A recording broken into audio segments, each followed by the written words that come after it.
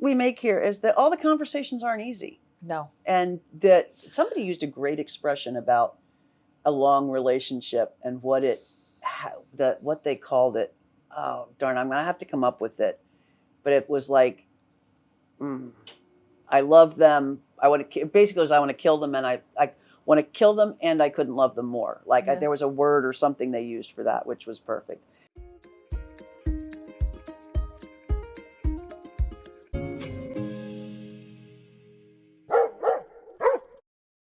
And welcome back to She Said, She Said. I am Pam Pryor, CFO, author, speaker, and I balance the books in our home. I'm Deb Reinhardt, corporate executive coach, and most of the time I balance Pam. And don't be fooled by her balancing the books at home. So I balance everybody else's books. You do. You balance a lot of people's books. That was one of those things this week. It was so funny because we make sure that all of our clients have their 1099s done on time, their W-2s done on time.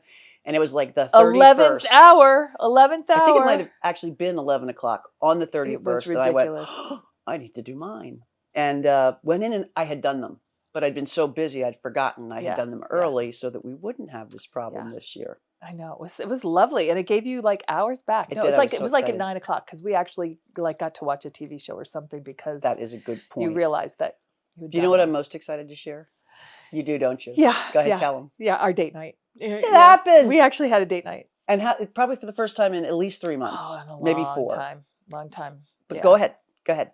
So we went up to Doylestown for a kind of a 20th anniversary thank you dinner that was being hosted by a friend of ours. Their 20th anniversary. Their 20th anniversary. Business anniversary. Melissa and Theo, and I don't even ask me last names because I don't even know last names. But it's Zest Culinary. And Deb, might I tell you, we went to a wonderful little place in Doylestown, Pennsylvania called Lula. Yeah. Cute restaurant. And amazing knickknacks, food, and wonderful staff. So if you're in the Doylestown area in, I guess, mid-bucks, upper bucks, lower bucks, mid-bucks? I think it's probably upper. We'll just say Doylestown's and upper bucks. Our Pennsylvania people can correct us. Yeah. But Lula's a great place to stop in. It's the county seat. Not Lula's, but Doylestown. Doylestown. That's where we adopted Lindsay. It is. Or where I adopted Lindsay. Correct. Yes. So that was so much fun. So we got there and we had they had drinks that were kind of on the house, and they had awesome like hors d'oeuvres set around. Yep. And get little gifts some for of them everybody. Some of them were Theo's. Some of them were the restaurants. And the really cool thing was they did a champagne toast at like 7 o'clock, and what they did was invite everybody who'd had anything to do, not anything, but significant things to do with helping them keep their business up and running for 20 years. And they had the stories that most entrepreneurs have. Like, I almost shut the doors, 3 times, but somebody or something came along and helped me. And it just reinforced. We moved into a firehouse and you used their kitchen and we've had such a great relationship. Yeah, been there ever since. Have such a great relationship. And COVID. The vineyards that they work, one of the vineyards that they helped them at one point. Federal Twisted. Yep, Federal Twisted in New Jersey helped them out. Shout out. We're going to go visit that vineyard. Twisted Federal. It's Federal Twisted. Is it Federal Twisted? Yeah. But the cool thing, or the thing I kind of want to point out, is in all of our businesses and careers, even when we think things are falling apart, if they're meant to fall apart, sometimes they are, and it ends up being an awesome thing for another reason. But a lot of times it's our network, it's our friends, real network, not like networking the corporate way network. It's our network of friends who kind of help us out. And if we all do that for each other, it's amazing how many businesses survive because of that. So they had a great story. It was really heartening. They had a really great story. Yeah. And it was a lovely 9 night. o'clock. I know. We got home like a little late, which was good. I was pretty proud of us. So we did it, guys. We did it. We have pictures to prove it. We have pictures to prove it, which I'm sure the team will drop on here. Yeah. So that's a big one. Okay, so one of the things that I don't think we disagree, but we might not align completely on, is how to order the renovations in the house. So I think we successfully have a list of things we want to renovate. We have a shape of a list. We're a 22-year-old house, which is fine. It's just we have the concept of a list. Well, we're a 22-year-old house that has some things that need to be done. I mean, it's bottom line. Yeah. There are structural things that need to be done, and there are cosmetic things that need to be done, and some of them involve both. So, if you were to order our list, what would your top 3 be, and why? Okay. If I were to order the top 3, not in any order, I can just give you the top 3. Okay. Yeah. So I would the master bathroom Okay. has And to the be reasons? has to be done because the paint is I think peeling there's on a the few reasons. ceiling. That paint's peeling. The tile is like the patterns on the tile are actually worn off, and there's just like a little wiggle to the shower stall, and we don't use the jacuzzi, so I really just want to replace it with a soaking tub, and the Ooh, a spaces. stand-up one, like a Yeah, four-legged soaking tub. Ooh, yeah. nice. And That's not the what they call space it, is but not the space is not well organized. Like, so we have in the master suite we have one sink that's in the bathroom, and then we have another sink that's it's just not. outside the bathroom. I don't like any of that layout. So Mhm. like from the walk-in closet to the No, bathroom, they I don't want to need those redo that whole details. thing. Just the Yep. concept's good. Okay, So so that's that. the things I get there is kind of dumb space and And paint that's really old, and tile that's old, shower that's old, and yes, the yes. floor is And right the above the floor is right garage, above the garage. And while which is not insulated. I know that I know the floor is insulated, but but I'll tell you I don't know this, that it is. not with a lot of insulation Yeah. anyway. And the garage gets quite cold. Mhm. And so the floor, I mean, we've measured that floor Mhm. at like 40 some Yeah. degrees. And nobody wants to step on the bathroom floor at Mhm. 40 some degrees coming out of the shower. Unless So you're that's an bad. ice bath person. No, it's not good. We could live like So that's the first Svalbard. one. Well, a Svalbard. Okay, so that's that's one. She walks through the snow and the ice to get to the ice She bath. does. She's She's a power woman. she's strong. The second thing that I would do is the kitchen.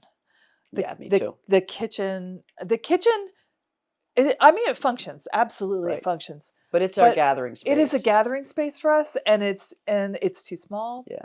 There's not enough counter space in the So kitchen. you're thinking making it like not necessarily the kitchen bigger, but certainly opening everything up and rearranging stuff so you can have more people in there more comfortable. Right now we all stand around in it. Yeah, And it's like I would actually, yeah. And I've thought like maybe breaking through a wall into what is Yeah. the dining room so that it's kind Mhm. of just one big space.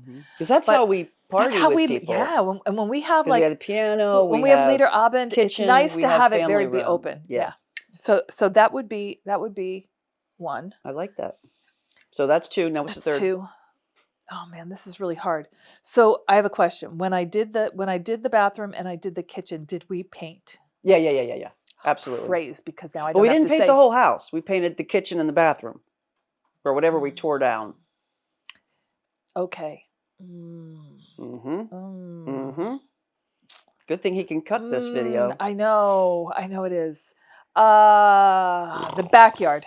There we We'd go. have to do the backyard because if too many more years go by with me having to deal with mud every time it rains, I will lose my mind. I'll lose my mind. That would be one of those explosions that happens. Mopping the floors like every day, every other day is just no fun. Crazy no stuff. fun. Yeah, when I'm working. And Somebody mopping needs floors. to invent the thing that you lay into your floor or rest on your floor. I don't know either way, but that's thick enough. That's like a little rug is too thin, and those things where you have to stop and dip your dog's paw in them are too ridiculously slow. There needs to be a mat with a wall that they walk in. It's like a shower machine. They stand in it with their paws for like 3 seconds, and it sucks all the wet and dirt out. Everybody claims that they have those kind of mats, and we've tried a bunch of them. We got to make it. Our dogs, there are too many. They move too fast. No. If we made the right thing, it's like a cage for a second. Honestly, the amount of mud. It's like at a genomics company where you have that sealed room that you have to walk through in the middle to go from regular rooms into the lab. Yeah. We'd have that little room for the doggies with a very special thing that would and sucked the stuff out of their paws. You can create that. I think that's brilliant. Anybody who wants to patent that, I will support you with an investment. That's all I can say.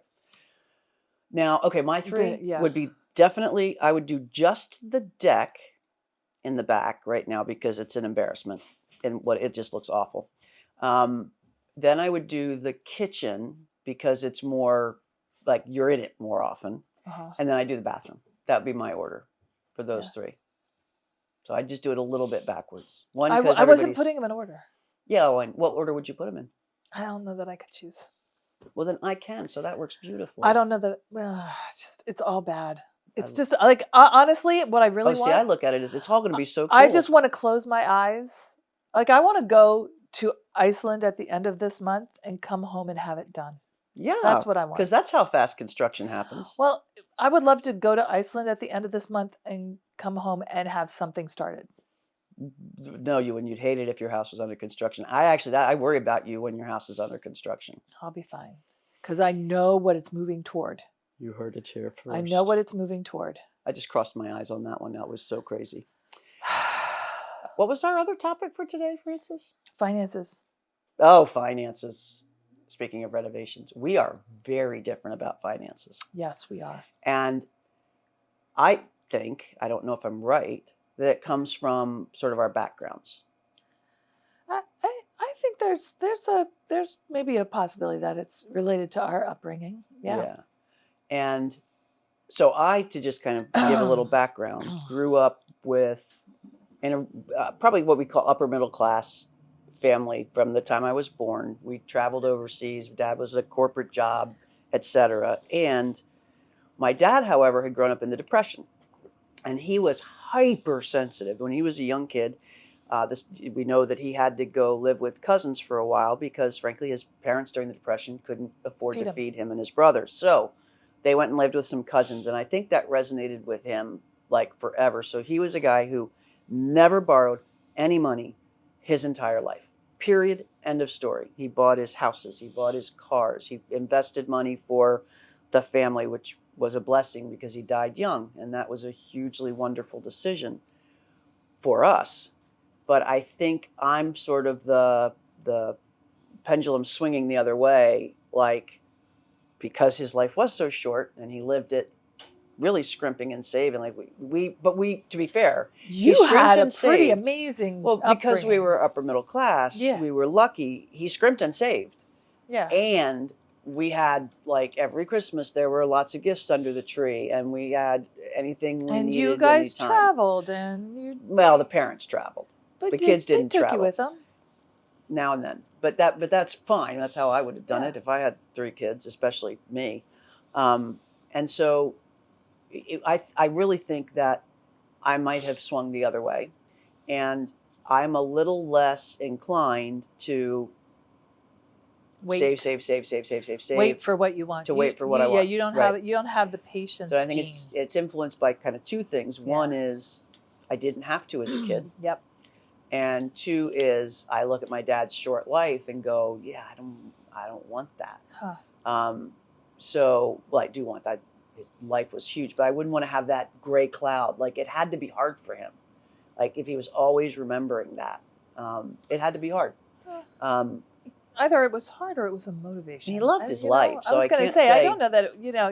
I think you might be putting a negative Pam filter on his thing to rationalize my craziness. Correct. That would be possible. Could well be. I could see myself doing that. So could I.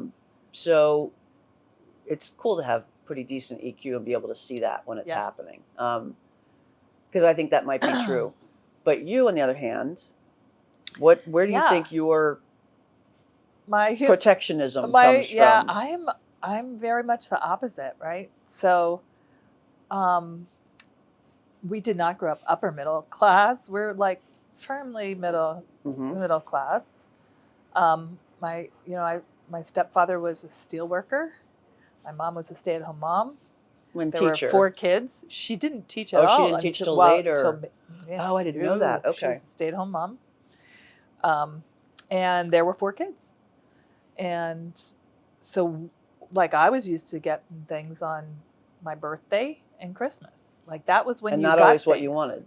Or would have. Certainly not everything. Certainly not everything. Yeah.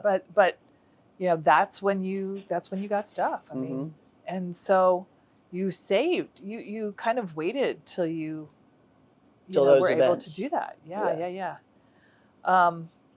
you know, And that's carried and forward. that really has like, it's made me very mindful of making decisions about spending money instead of just assuming we could just spend. Mm-hmm.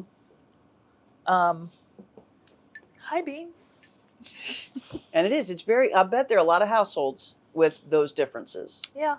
And it's really like, I don't have any trick to managing it, but what I would say is it comes back to the same thing we were talking about before, is you respect people in their own space. Well, and try to stay away from the judgments. Yeah, I think you do have to balance. You have to talk about it. You really do have to talk about it, because oh God, yeah, you have to talk about it. I don't mean you don't talk about it. I just mean I don't have an answer for. Right. Oh, here's how you have this. Here's how you deal with this discrepancy. Because it's a stress. Like, money's a stressor. I mean, finances are a stressor.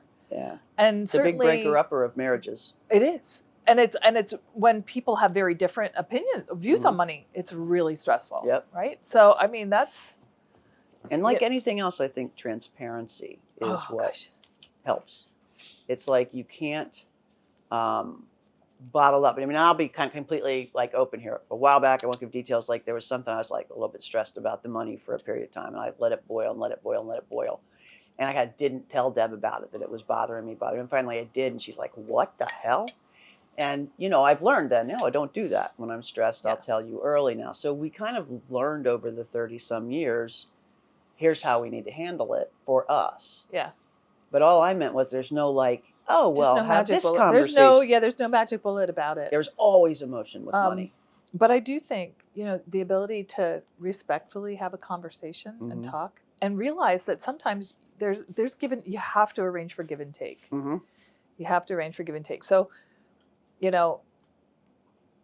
I always, you get so crazy. I always, so first of all, right now she's the primary breadwinner in the house, like bringing in more money than I am because I put money in the business, right? And she will say to me, "Can I buy blah blah blah?" I'm like, "It's your money, and it's $8.50. Yeah. You like can make that decision. Yeah, but that's not where you are. But that's not. It's got to be a mutual I'm like, thing. I'm still walking with my squeakers. How long have I been? How long God. have I been playing? Like when's shaking their head? I'm like, How long have you had those shoes? A couple years, maybe. Okay, couple years, 2 years, and a heavy walker, right? So done a lot of walking. They're worn out anyway. They're not worn out yet. They're worn out anyway.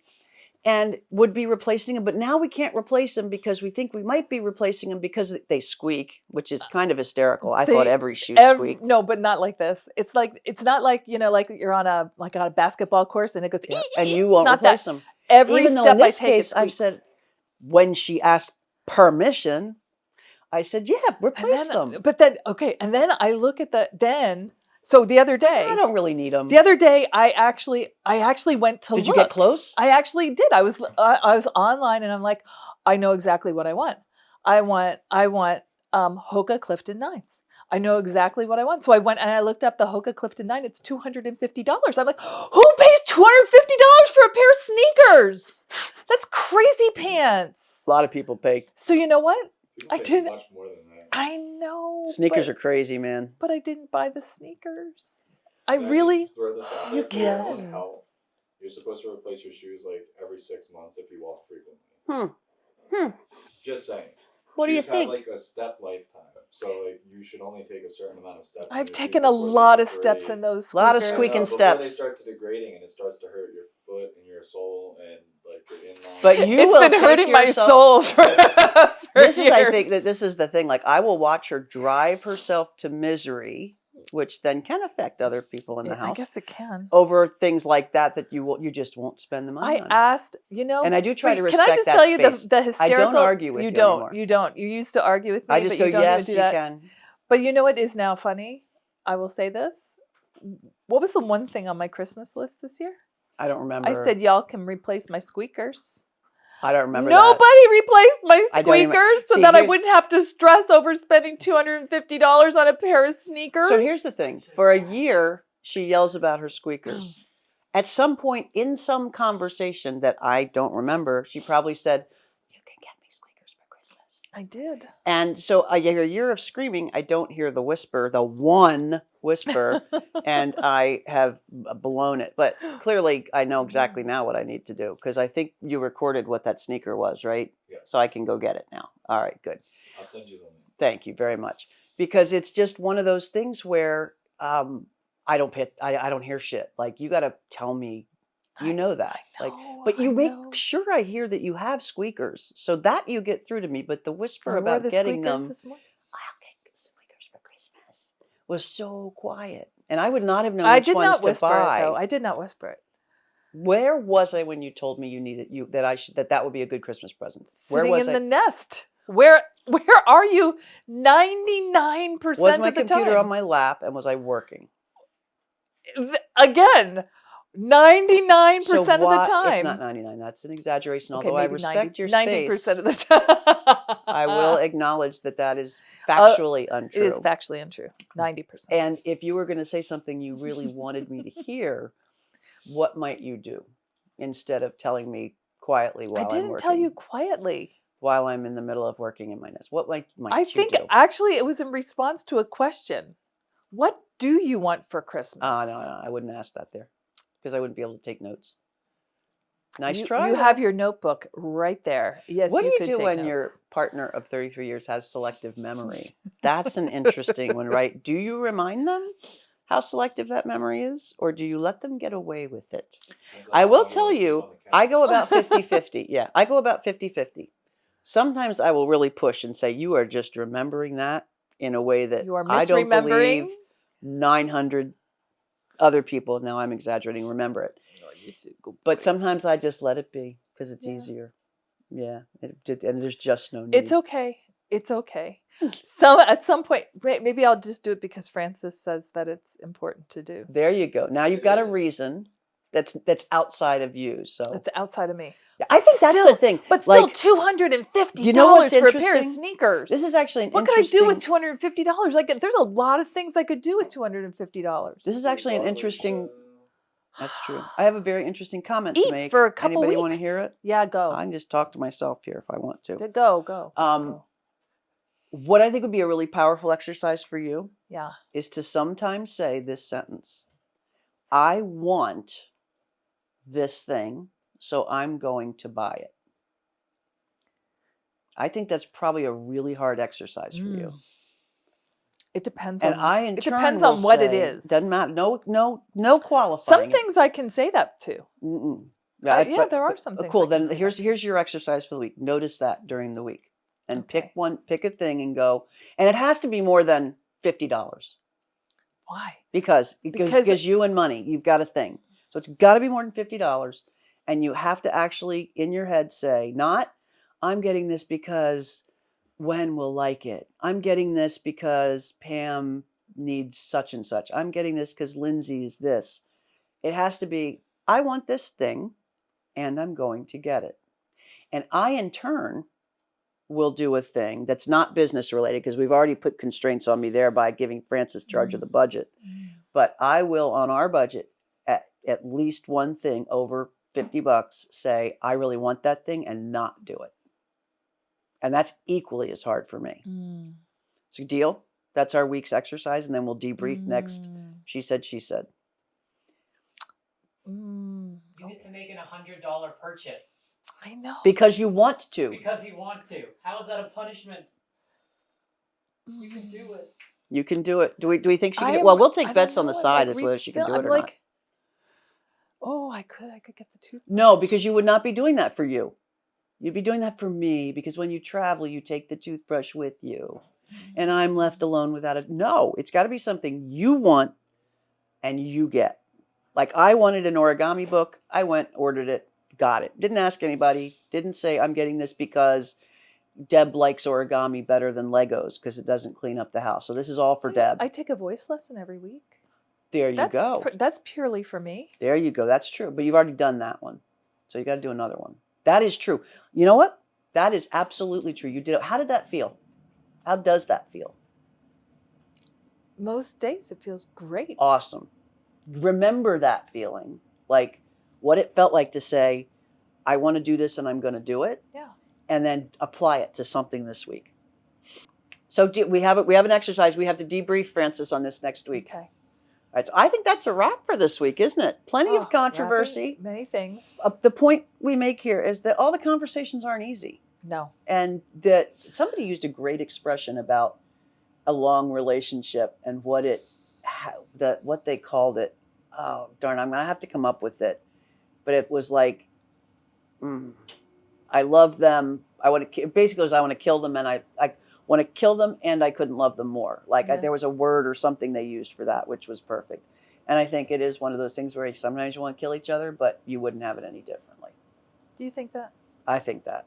I hope you think that. You may not think that. Jesus, this could be the end, guys. If this is the last one, it's been great having you on. She said. See, subscribe. Don't do it. Just... Quickly while you still can. Like, subscribe, leave us a comment, and we will be sure to address whatever it is on the next. She said. Deb, you want to take us out? You just did. No, I didn't. I just fed it to you. No, you said like, subscribe. That's like the thing, right? How would you take it out if it were your turn to take it out? After I said that? Oh, dear God.